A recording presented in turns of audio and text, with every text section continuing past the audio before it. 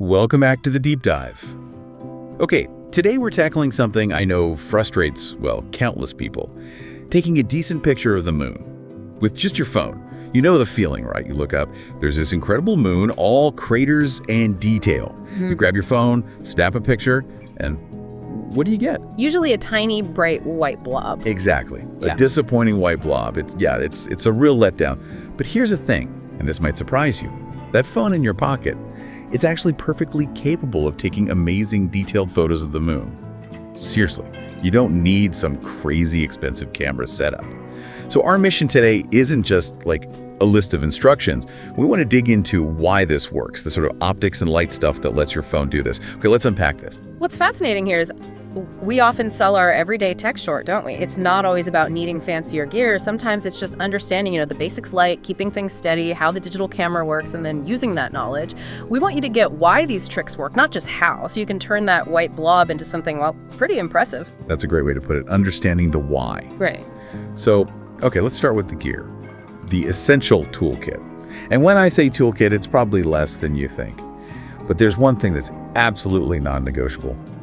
Stability. We have to hammer that home right away. Oh, absolutely critical. Foundational. So, obviously you need your phone, a modern smartphone camera. Pretty much any recent one will do the job. But if you've got a pro or manual mode, that's ideal. Gives you the control we need. And then the big one, a tripod. Cannot stress this enough. You just cannot hold your phone steady enough by hand for this. Any decent sturdy tripod works. And you'll need that little adapter thingy, the smartphone tripod mount. It's just a clamp, basically, but it connects the phone securely to the tripod. That's the stability link. And that stability, it's not just like, or nice to have, it's physics, really. Even tiny little movements, ones you don't even notice, they get massively amplified when you're shooting something so far away, creates blur, instantly ruins the detail. So yeah, a steady platform is job number one before you even think about taking the picture. Right. Okay, so phone, tripod, mount. That's the absolute minimum. Correct. Now, if you want to really step things up, move from good to great. There are a couple of, let's call them game changers, highly recommended. First, a Bluetooth remote shutter. It's usually a tiny button, super cheap.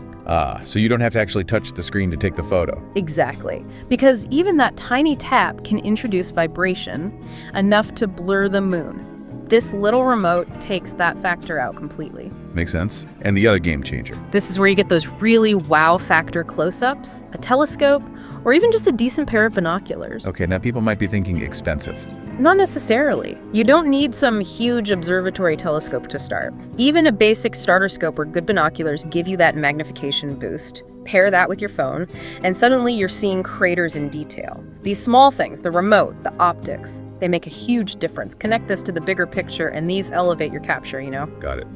So toolkit sorted. Now, let's talk timing. This is where it gets really interesting and maybe a bit counterintuitive.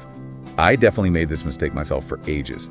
Always waiting for that big, bright full moon. Ah, yes, the classic beginner's trap. So tell us, why is the full moon actually not the best time? Okay, think about it like this. When the moon is full, the sun is shining directly onto its face from our perspective, like aiming a flashlight straight at something textured. It washes out the details? Precisely. It looks flat. All the subtle bumps, the crater rims, the mountains, they don't cast shadows, so you lose all that definition. So when should we shoot? You actually want the moon when it's in its crescent or quarter phases. So, from a thin sliver after the new moon up to the first quarter, or from the last quarter down to a sliver before the new moon. Why then? Because during those phases, the sunlight is hitting the moon from the side at a low angle. And that creates long, dramatic shadows in the craters along the mountain ranges. It's like raking light across a surface. Ah, okay, so the shadows define the features. Exactly. That shadow play gives you incredible depth, texture. It makes the craters and mountains really pop. And that line, the boundary between the lit part and the dark part, that's called the lunar Terminator. And that's usually where the detail is the most dramatic, right along that edge, because the shadows are longest there. The lunar Terminator. Yeah. Love it. That makes so much sense compared to the flat full moon. So how do people figure out when these phases are happening and where the moon will be? Right, because knowing why is one thing, knowing when is practical. This is where a little planning helps enormously. There are some fantastic apps for your phone, things like PhotoPills, SkyView, StarWalk. There are quite a few good ones. And they're not just for hardcore astronomers. Not at all. They're super useful for this.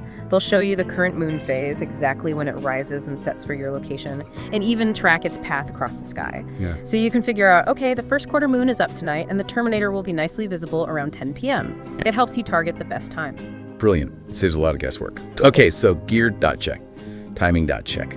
Now for the big one, the camera settings. This is probably the most crucial part, and where auto mode completely fails us.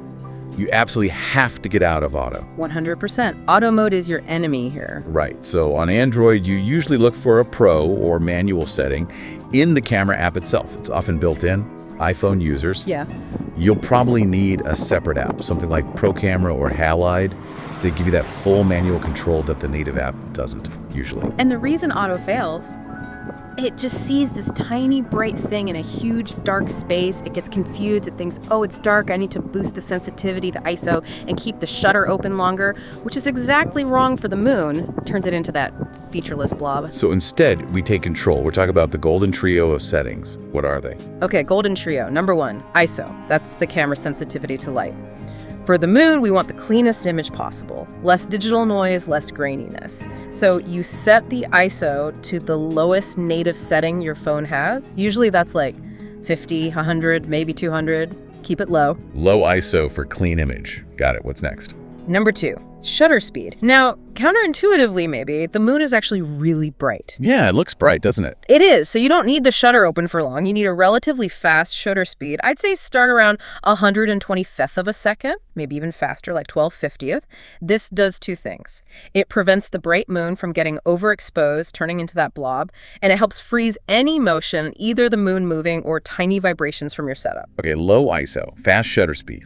And the third part of the trio. Focus. This needs to be manual and precise. Autofocus often struggles with the moon. So how do you do it? First, tap on the moon on your screen. That gives the phone a starting point. Then, switch to your manual focus slider. You'll often see like a little mountain icon or an infinity symbol. You want to slide the focus almost all the way to that infinity setting. Not quite all the way, usually. You just watch the screen. Exactly. Watch the screen really closely. Tweak that slider back and forth just a tiny bit until the edge of the moon looks absolutely tack sharp, crispy sharp. Then lock it in. That's critical for detail. Low ISO, fast shutter, manual focus pinned on infinity. The golden trio. That's your foundation for a sharp shot. Now, can we talk about a huge mistake people make? Please do. What should we avoid?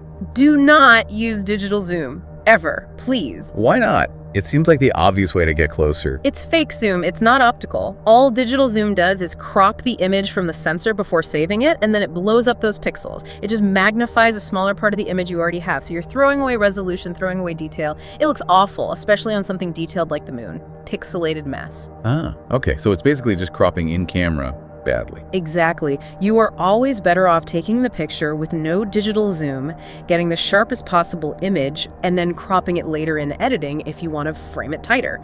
You keep way more detail that way. That's a vital tip. Avoid digital zoom like the plague. Got it. Okay, so we've covered the basics, the timing, the crucial settings.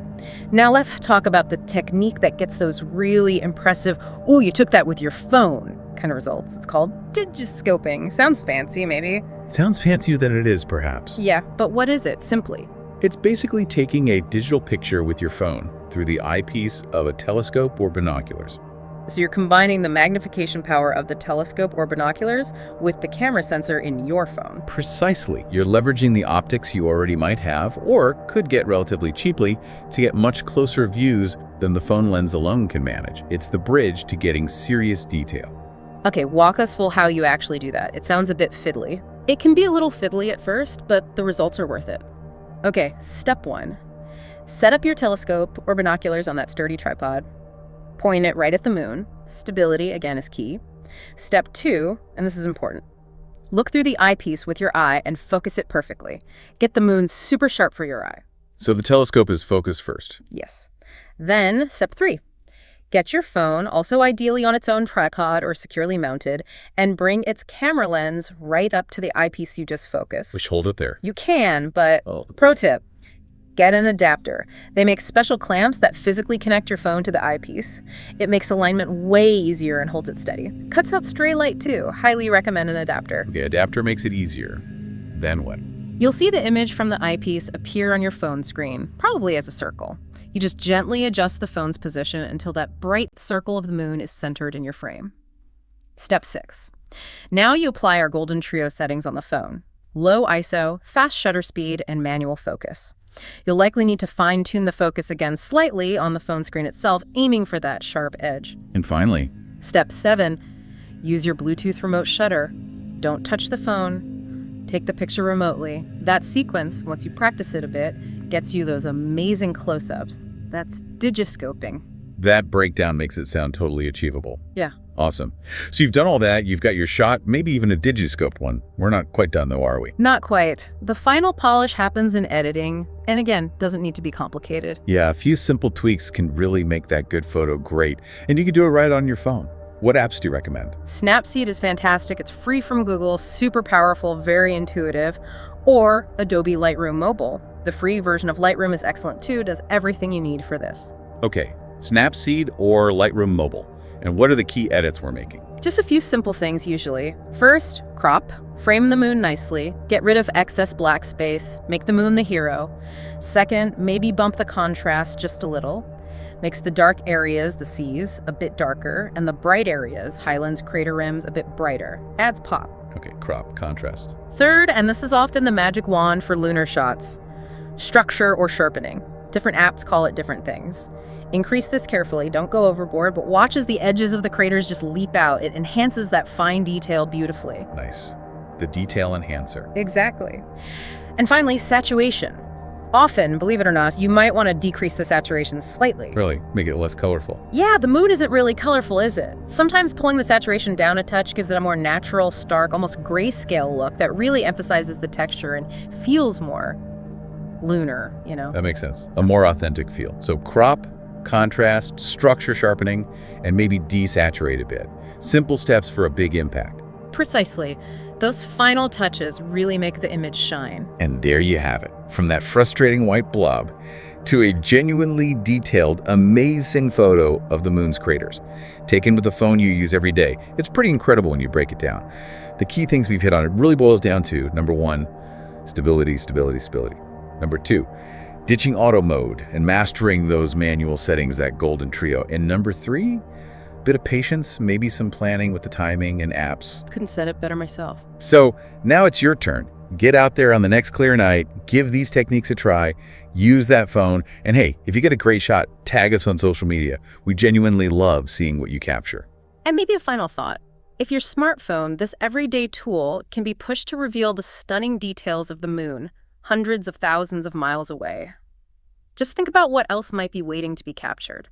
What other impossible shots are actually within reach, just by understanding light, understanding your tools, and having that bit of patience? What are you going to challenge your phone and yourself to capture next?